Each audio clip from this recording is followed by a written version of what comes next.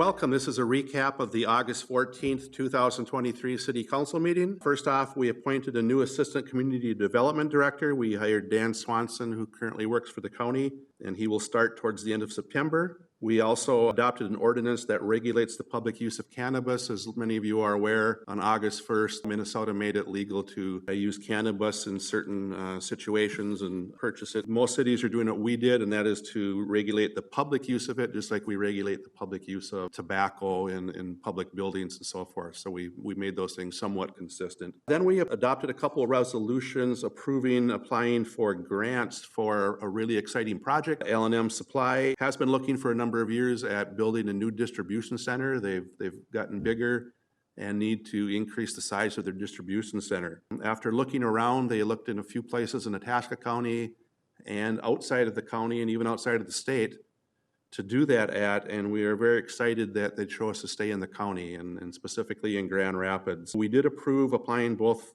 to the deed, the Minnesota Department of Economic and Employment, for grants from both their investment fund and their job creation fund, and both of those passed. We also accepted a reimbursement for a computer tower from the Joint Powers Agreement between the Minnesota Internet Crimes Against Children Task Force. We appointed members to the Human Rights Commission and the Grand Rapids Economic Development Authority.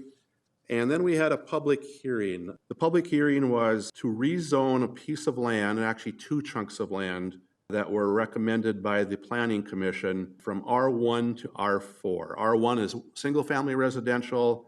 R4 allows for single-family residential, but also allows for multifamily residential. So an apartment building, amongst other things. That piece of land is just to the south side of the golf course road, between Majestic Pines and 22nd Avenue, which is the entrance to the new elementary school. They received a request from a landowner there who wants to change things from R1 to R4.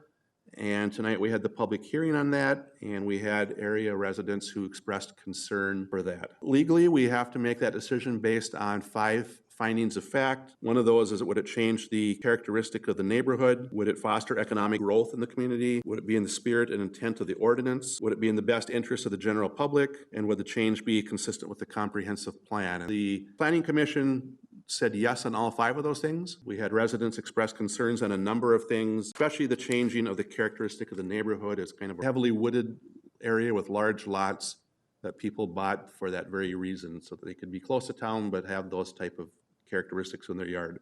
We chose, some council members were ready to vote, some felt they needed more time, and I may have been ready to vote, but I went with the group that chose to table it for 2 weeks, just because I felt that I want to make sure all council members felt comfortable making their vote at this time. So we'll revisit the issue in 2 weeks.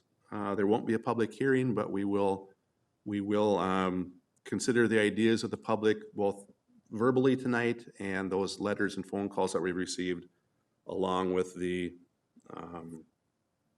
5 findings of fact that we need to make it legal within